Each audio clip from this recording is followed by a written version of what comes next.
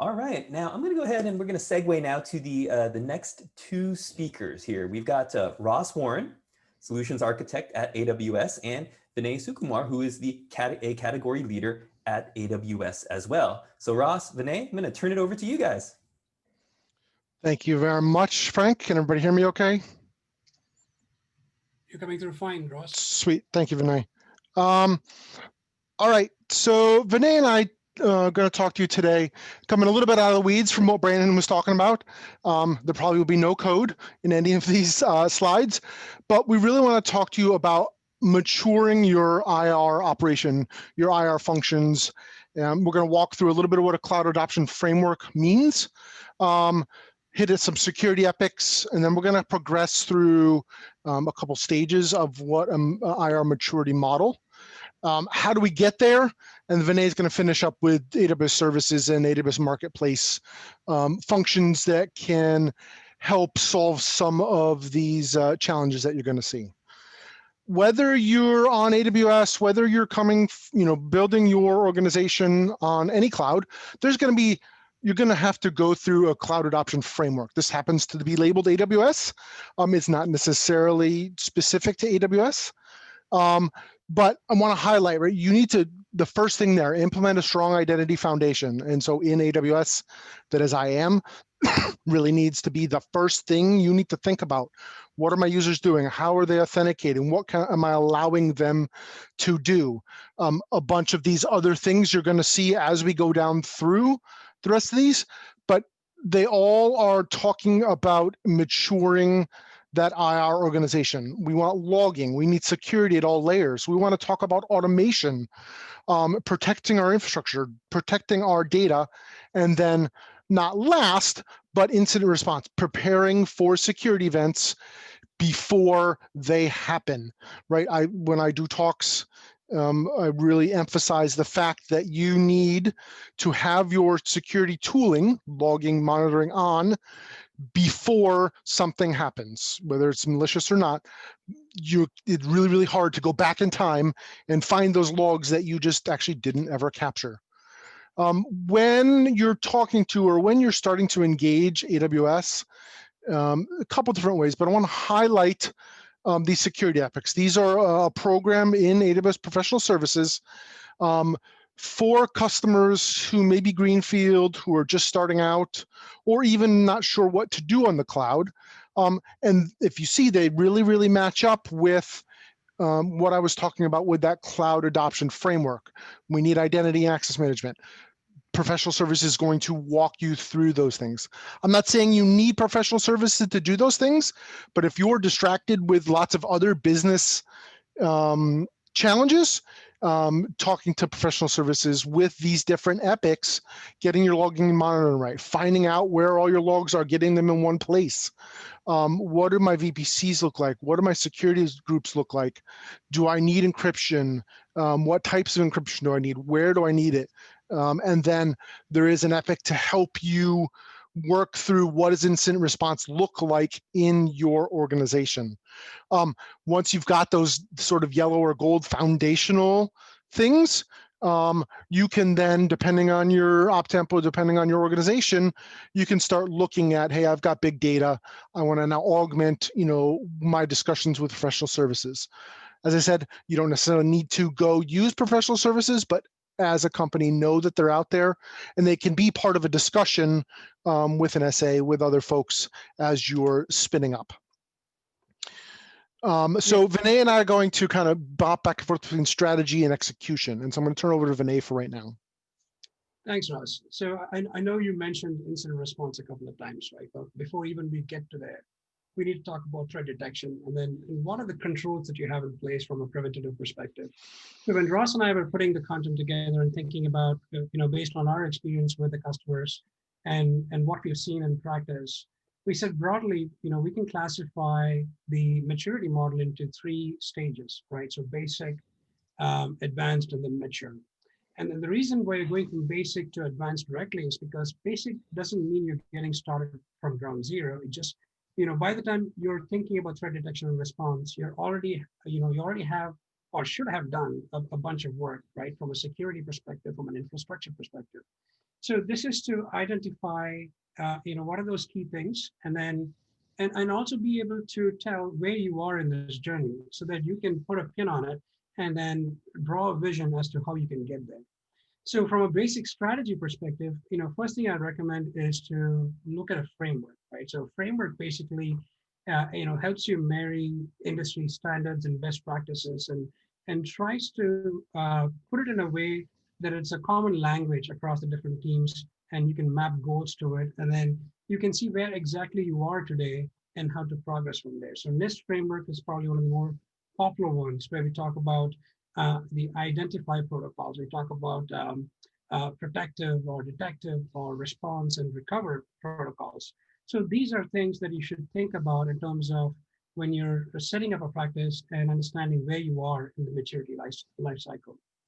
And the other thing important here is to make sure you have security representation in the cloud services selection process, right? Ideally, representation in every decision making, but especially around cloud services selection process, because where oftentimes business is looking to run and get things done, security comes as an afterthought. And that is changing definitely in the industry today, but we need to make sure that we get in front of that by having the right people in the process.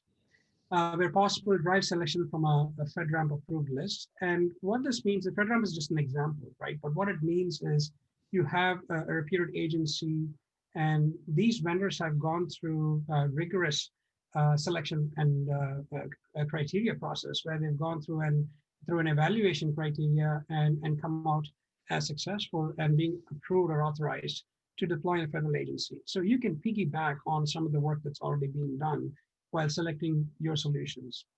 And make sure you have security processes that can scale with the organization. So oftentimes we focus a lot on technology and the platforms, whether it can scale as you grow, but also it's important is whether you have the processes and the people that that can scale along with it. So today with SaaS offerings and in the cloud, you can easily scale from having a small footprint or a small organization that you're covering to a very large enterprise. And the same platform can scale, but then you also need to make sure you have the people and process. So when you're building your vision on how you want to grow this practice, make sure you cover for those as well.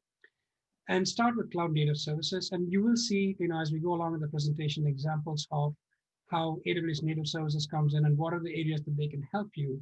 But these could also be third-party solutions that are born on the cloud that fits well in your story, depending upon where you are in your cloud journey. And by virtue of being hosted in AWS, they also inherit a lot of the best practices and standards that we put in place and support our partners with. And focus in this stage, you'll focus on preventative and detective controls. That means, think about whether you have identity and access management set up, OS hardening, patch management. And from a logging and monitoring perspective, make sure you have all the relevant data flowing into your systems. And one thing I'll highlight here, it's not just about getting the data in once. Put in a monitoring for monitoring to make sure anytime the data stops flowing, you're alerted, right? You don't want to know that the data stopped flowing 8 hours down the line or when an incident happens. So all of a sudden, a critical server is no longer being seen and it's gone silent. You need to know that information. Over to you, Ross. Thanks, Vinay. So execution. Vinay talked a lot about strategy, what you need to think of sort of in the big picture. I'm going to talk about execution. There's not immediate, top 10 steps you need to do. Everybody's journey is different here. And as I said, we need to have some things in place so that you can figure out what happened. Where do you begin? And I'm going to have a slide in a little bit to talk about where you are actually beginning. If you've already got a security operations center, you've got an IT operations center, maybe on-prem or in other places, take a look at what your last month's tickets are. What did you get? Sit down, take a breather, walk away from the computer a little bit, and just what can we learn from what we did? And since we're in the cloud, since we talk about Terraform, we talk about CloudFormation and infrastructure as a code, what can we actually automate? Take an audit of what you're seeing in your tickets, automate one thing.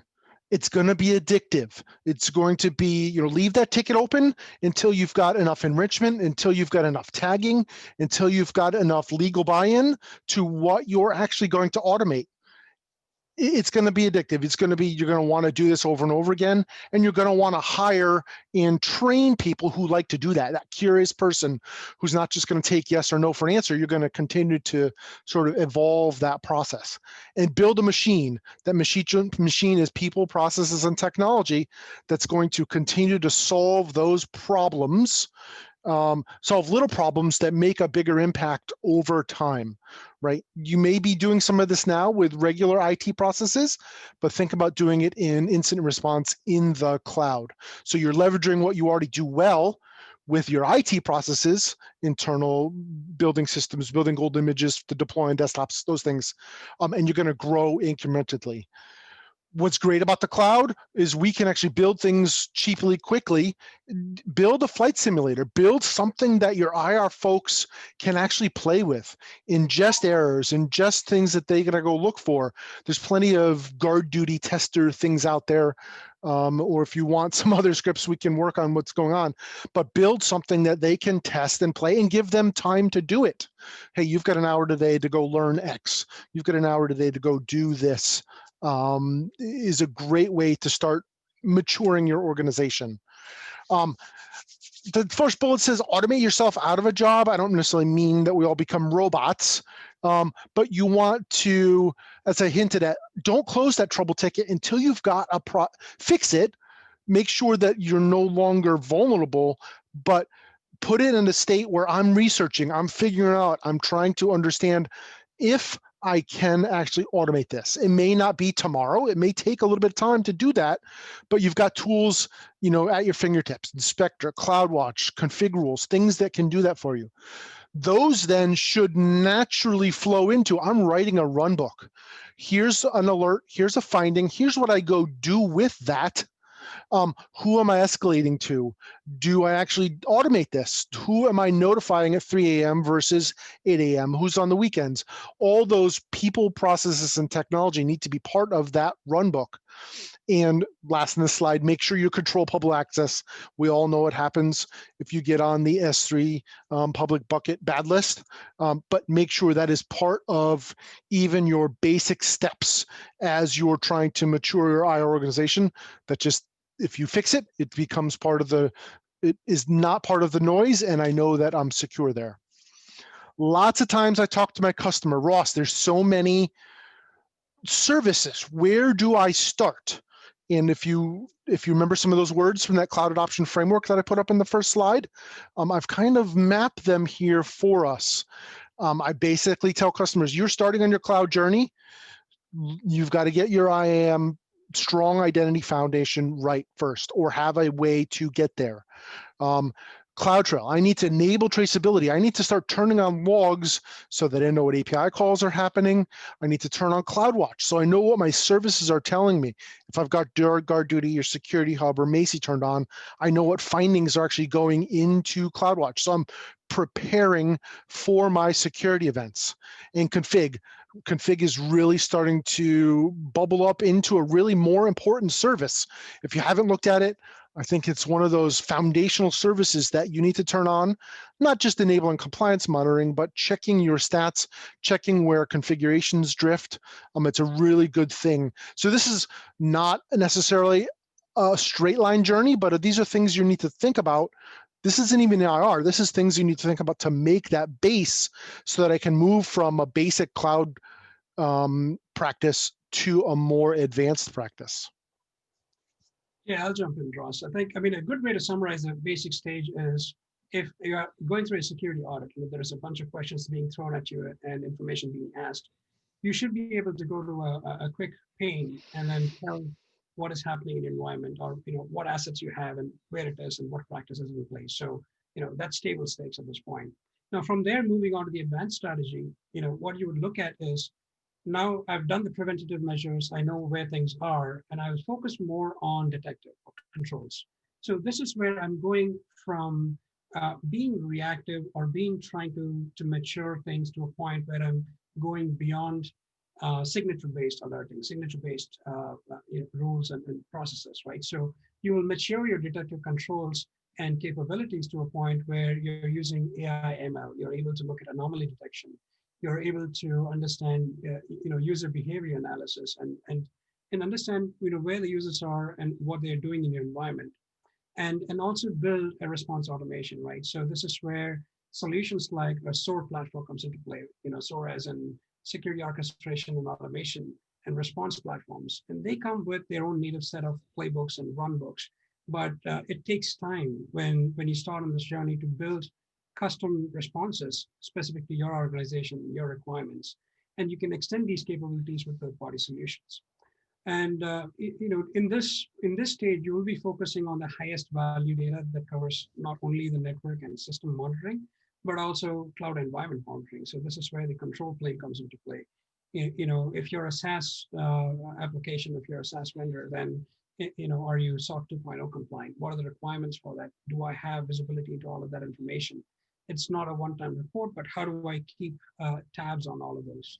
Have a tiered support structure that is in place, right? So this is where you take the tooling and the technology and the people that you have, but now you have to put a process in place, and you want to focus on automating as much tier one work and effort as possible, where you take those same resources and the time that you have and implement into focusing on tier two and tier three in terms of investigation. This should be an effective feedback loop that goes back into your detection capabilities, but also inform your business on what is happening. Establish an escalation path to identify business and security owners. So what that means is, it's not only about resolution from an IT perspective, from a technical perspective. You need to start engaging stakeholders in different silos within your own organization, so you can articulate the impact of an incident, impact of a particular event in terms of business. It could be from a reputation perspective, it could be from a dollar value or a customer experience perspective. So having these partners, business partners identified as part of your process, you're quickly able to bring to their attention as to what is happening and why they should pay attention. And they'll be your champions going forward. And take advantage of the automation tools that can serve as a force multiplier and assist the security teams immensely. And this is where you actually start building more into risk, marrying the security operations and mapping those to your risk assessment and the risk posture for your organization. But some of the things that you can start with from an execution perspective is what we have here. Sorry for that quick jump. So as I mentioned in the basic stage, right? I said, take a deep breath, start having meetings about, what you can think about automating. What are my lessons learned? In the advanced stage, you need to continue to do that. That needs to be a regular process, not just shift change in the SOC, but IR scenario planning and prioritization sessions. You're helping to reduce the noise. You're helping to determine what more can be automated, what network changes need to be made. Not everything that we find in IR is a malicious incident. Sometimes there's just changes that we need to be made. And what are we prioritizing? We're going to get lots and lots of alerts. And so you are doling them out, or you're prioritizing who's fixing, investigating, enriching, tagging things that help with my real-time metrics, that help with my automation, right? When you're at this advanced stage, you're starting to really dive deeper into automation. You may have 2 or 3 things that are working really well now, but now I'm starting to challenge myself in the harder things. I need to really gather a lot of information before this automation takes place. Maybe I'm developing my own. I see what somebody else has done through some blog post. I'm really starting to develop my own automation. You're starting to, not everything is an immediate fix right now. I'm starting to develop thresholds. I maybe now have a tier 1, tier 2, and 3 sort of SOC organization where the first stuff, the easy stuff, is being hit by those tier 1 folks, maybe some of my junior folks, and they bubble up to 2 tier and 2, 3 as we're going down. And as I kind of hinted at, right, security escalations for access. When someone's asking for access, do we give it to them right away? Do we know what their reasons are? We need to develop a process for that so that when the exception happens, I know that it is outside the scope and I open a ticket and I can securely see what is going on there. Sometimes when you're in the middle of an incident, you don't necessarily want to put everything in the public or not, or in easily accessible. So you need to start thinking about secure communications for your incidents. Is it a separate Slack channel that's outside? Is it some other communication mechanism so that if you are infiltrated, you are able to completely talk about it without the bad guys knowing about it. You should be by now at the advanced stage collecting CloudTrail for your entire AWS organization. And as you get more and more advanced there, you really should know how to query CloudTrail. Dump it to Athena. Start looking at, there's some public GitHub repos out there for, really cool queries for CloudTrail. Start building your own. Start taking that and building what is really meaningful to your organization and understand what is in CloudTrail. And as we advance, you're going to start getting more and more sources of data. As we've mentioned, Macie, GuardDuty, CloudTrail, CloudWatch logs, VPC flow logs, even logs from maybe some of your servers or your instances from the host level. What do you do with this? We've already kind of talked about that in the basic step. And as we're moving more and more advanced, this drives to automation. This drives to escalations. This drives to notifications. This drives to opening tickets. That big Lambda function really is the art of the possible. What do you need to do with that incident? Whether it's automated, whether it's one of those custom actions inside Security Hub that inform a Slack channel that isn't normally part of your security workflow. Really taking all of these logs and wrangling them together, making an informed decision to write that Lambda function or to modify someone else's Lambda function to fit what your business needs are. So the slide earlier was really about basic core security services or core services at AWS that you should have enabled. Now we're more in advanced. We should have GuardDuty on. One of Steve Schmidt's sort of top 10 things that you should be enabling is GuardDuty, but not just turning it on. You want to start operationalizing what you have there, integrating it with your IR processes. And that's going to be an iterative. So I got that little loop there. You're going to continue to go back and refine those processes. And as you mature more, maybe security comes into play. Maybe you already had Security Hub on, and then you need GuardDuty on. So it's not necessarily, as I said, a straight timeline here. Security Hub is really a great place for you to start aggregating security standard findings, GuardDuty findings, other processes or other services from AWS, and then where do I automate response actions? Take a look at GuardDuty. There's a couple good blog posts out there about automating response actions. And then as you get to that sort of hunting level, which we'll talk about more in mature, detective really comes into play, really doing deeper dive security investigations with your organization.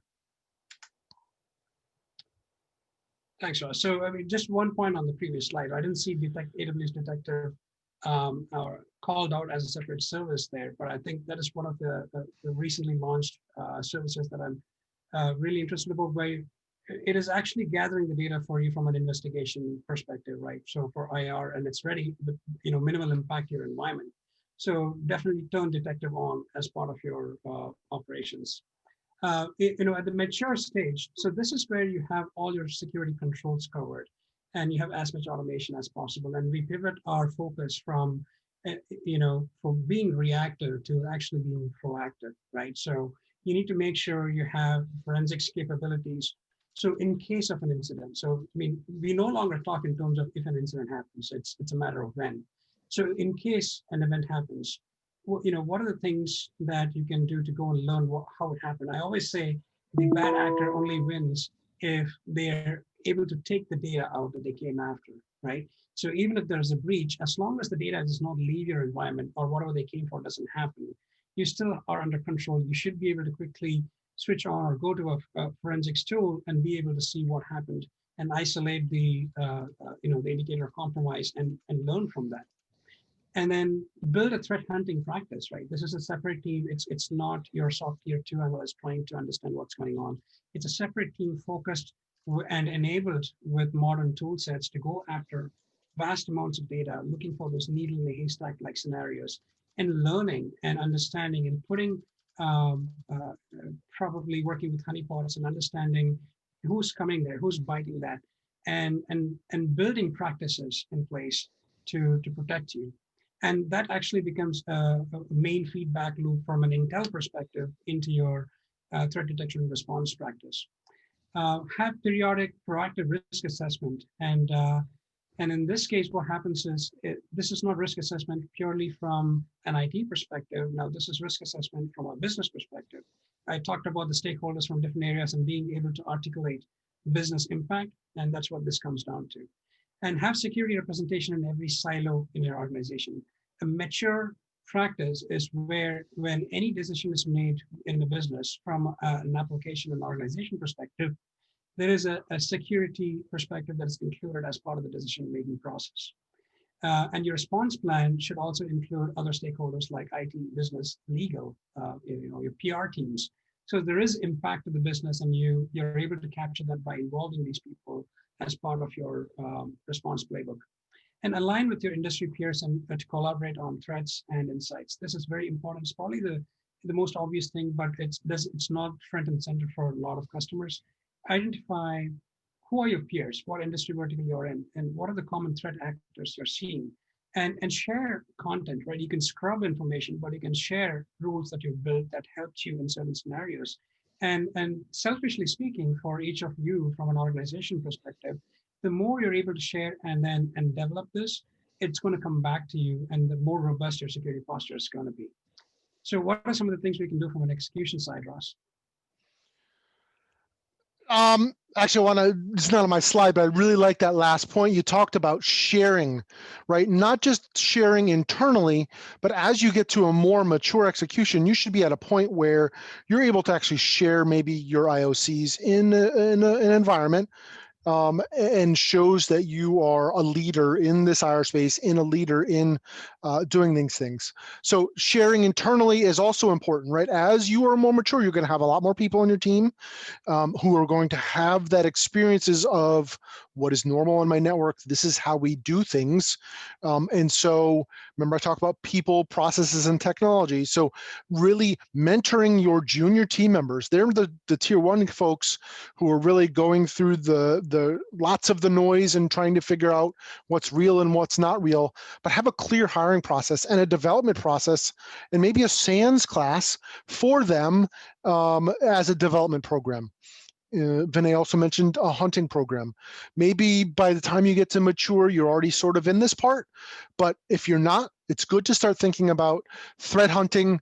Start with 20% of your day, start with 20% of your week, and start just giving your folks time to do threat hunting, whether it's searching for an IP address, a role, or an instance, or something else. Give them that time. SOC folks are curious folks. If you've hired the right people and they want to go do that threat hunting, and that threat hunting becomes part of the loop, informing that proactive detection back. And as you mature, get that dedicated hunt team. By now, you should have also started to think about automated forensics. How do I automatically pull disks? How do I automatically get memory dumps? Where am I putting full packet capture if I have the ability to store and look at those? And also, DNS is very, very chatty, very, very lots of logs coming through there, but make sure you are monitoring your DNS too. Lots of good things coming out of that in this mature life cycle here. So Vinay, how do we get there?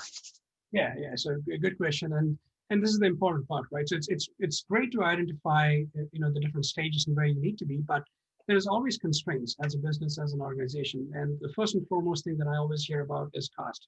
Where do I start in? And anytime I'm looking to manage terabytes worth of data and do analysis, there's costs associated with it. How do I justify that? I'd always say start with native services. A clear example is, Ross mentioned about looking at DNS logs, and looking at DNS logs and being able to capture them and understand that maybe you can optimize some of those functions with an open source or an open source solution with an enterprise support, or with a solution that is relatively cheaper, right? You don't need to go for the Cadillac right away. But then what you need to do is, where can I start? What are the ones that are core to my deliverables? So identify what are your success criteria, and then build what are those data points, what are those assets that you need to monitor and track to deliver success for those, and then build a strategy around the remaining where you can mix and match. There is no one silver bullet that is going to solve everything for you, and it's not going to be cheap if it did. So what you need to do is start with, my recommendation is start with native services. We talked about GuardDuty, Security Hub, Detective.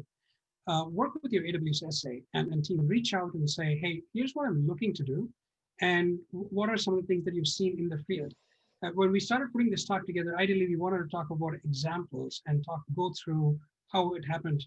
But in 30 minutes, you can only do so much. So reach out to us and let's have a session where we can talk about what is it that exactly you want to do, identify your goals, and then how we can align either with native services or using our partners that we can help you with.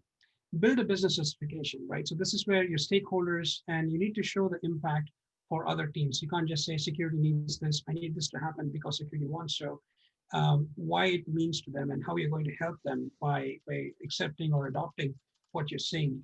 So map benefits to business outcomes. And finally, managed service partners and consulting partners are a key component of this practice, simply because there just isn't enough people with skills to go around. This has been an issue for over a decade, and I don't think it's going away anytime soon. So you can start, these consulting partners can help you hit the road running right away.